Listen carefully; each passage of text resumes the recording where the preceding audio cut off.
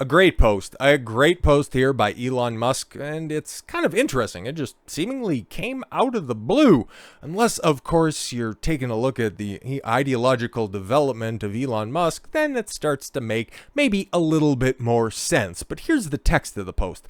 If you are unfairly treated by your employer due to posting or liking something on this platform, we will fund your legal bill. No limit. Please let us know. And throughout, I don't know, the past few years, in the past better part of a decade, there has been many times, many such instances of people saying things online, liking things online, like in the past couple of days. You had that NASCAR kid like a George Floyd under the knee meme, losing his team, losing his ability to earn a living. That's just the most recent in a long running trend of people stepping out of ideological lockstep with the left. And then being snatched up by what has been, I haven't heard the term in a while, but at least it was getting thrown around right at the height of all of this as being accountability culture. And that's just a nice fancy way for lefties to dress it up in order to think that, oh, if it ever gets used back on us, we could just go ahead and say that those rabid righties are out there just trying to cancel people. Like, can you cite the instance of that ever happening from the other side? I don't think so.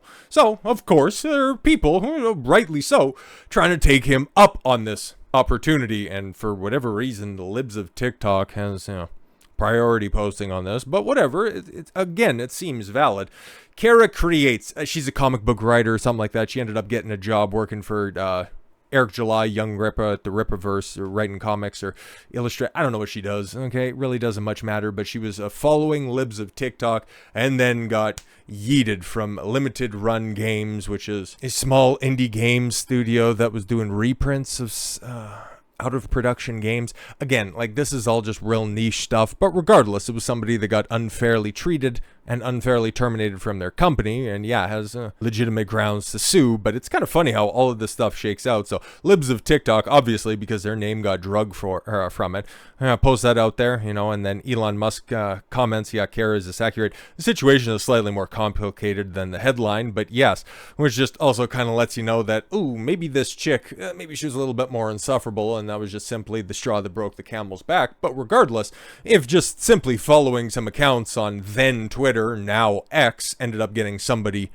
canceled from their job, fired from their job, blacklisted from their industry, seems to fit the bill what's going on here. But there's also a couple of other high-profile people responding to this as well, and obviously we could roll through this for the rest of the day, because there's a lot of people endorsing this, just saying, hey, hell of a good job. It's so nice that there's one billionaire, and just happens to be the richest man on earth, that is at least taking a look at this nonsense and going, it's time that we fight back. And somebody who has been very staunch in this, and I think that shit is hilarious.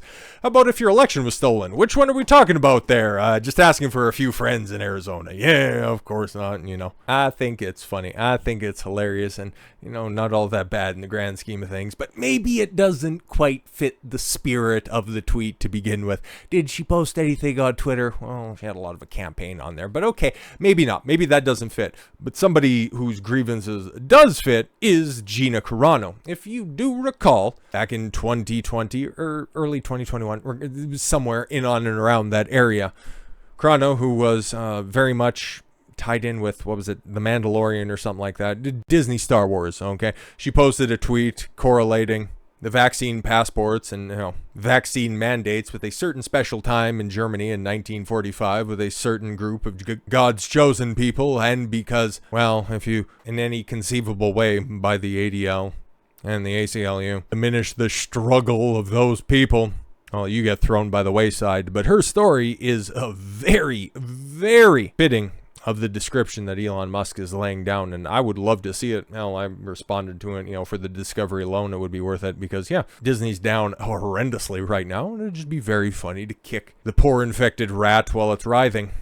And somebody else who, to me personally, is probably patient zero when it comes to cancel culture. Okay, Anthony Cumia, to me, and every single time that he gets brought up, he's the funniest man to ever consistently sit in front of one of these and do it day in and day out. The Opie and Anthony show was the funniest thing ever ever broadcast on terrestrial and satellite radio. And yeah, man, that entire tirade back in 2014, yeah, over Independence Day long weekend, Christ almighty, that was 9 years ago. Holy shit. 9 years ago. And yeah, the headline really does say it all. It all played out on Twitter, but yeah, not one N-bomb drop. You have to tune in to the radio show to hear anything more racist, but Cumia just simply pointing out certain people that are prone to violence, not too dissimilar to what happened at a random giveaway in Union Park last week, but 1,000%, that fits the bill, because that was specifically what he got fired for. That was SiriusXM's stance at the time. And yeah, man, there was millions and millions of dollars that ended up getting terminated because Anthony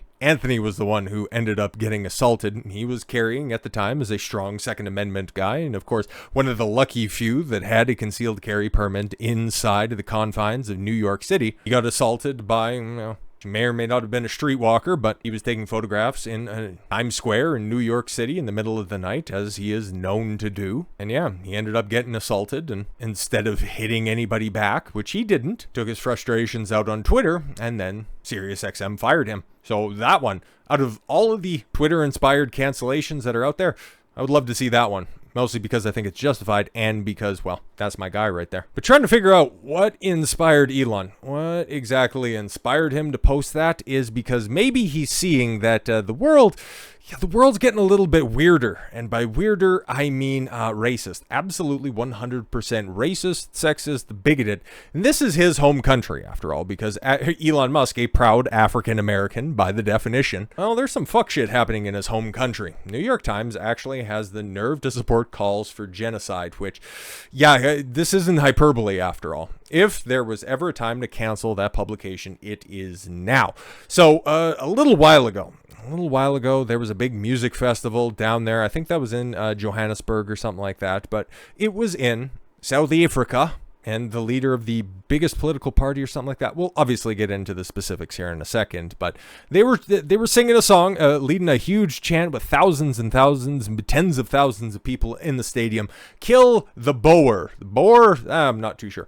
Song fuels backlash in South Africa and the United States. Right-wing commentators claim an old anti-apartheid. See, it's anti-apartheid. That means it's not racist. Is a call to anti-white violence. Well, it says kill the Boer. What does Boer mean? Well, we'll get clarification on that in a second. But historians and the left-wing politicians who embrace it. Oh, okay, so the racist. Okay. It says it should not be taken literally. Interesting, because those same historians and left-wing politicians were also reading into violence that was coded into Jason Aldean's songs. But kill the Boer. Kill the Boer. South African political leader calls for violence against white citizens at rally. Kill the Boer, the farmer. Oh, the farmer. A rival politician, John Steisenhuis, condemned Malema as a bloodthirsty tyrant calling for mass murder. Well, whatever do you mean? South African political leader Julius Malema led a racially violent chants at a massive rally on Saturday. This would have been, right at the end of July. Malema, sure, who's the leader of the Economic Freedom Fighters Party, sang the genocidal anti-apartheid song "Kill the Boer, the Farmer," referring to the white descendants of the Dutch settlers or Boers in South Africa. Okay, so how can you misconstrue that as being actually, you shouldn't take it literally, okay? The song just says kill the farmers, but bringing back an old Simpsons joke, it's actually kill, the farmers, ? No. Money down. The Economic Freedom Fighters has emerged as one of the preeminent powers in South African politics after the end of the apartheid regime. Malema was originally a youth leader in the African National Congress, which was famous for being led by South Africa's first black leader, Nelson Mandela. Oh, how times have changed. Malema faced backlash for his calls for violence against white South Africans. John Steisenhuis, the leader of Africa's biggest opposition party, the Democratic Alliance, condemned Malema on Monday, warning this man who is determined to ignite a civil war. He later noted that Malema was a bloodthirsty tyrant, calling for mass murder.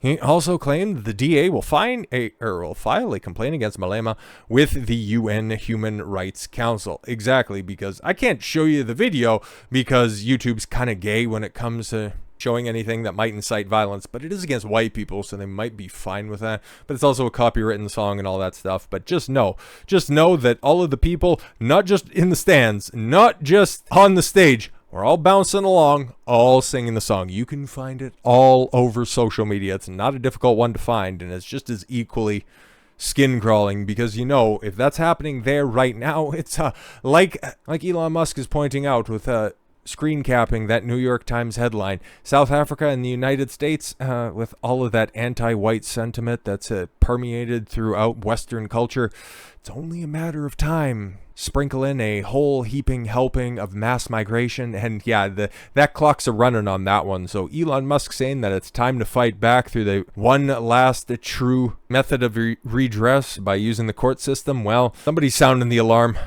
because somebody's waking up, and you do, in fact, like to see a pushback on this. I just hope that it's sustained pressure. So with all that said, thank you all very much for the gift of your time. I've been Don Consuelo. I want you to follow your gut and get after it. Take care, everyone.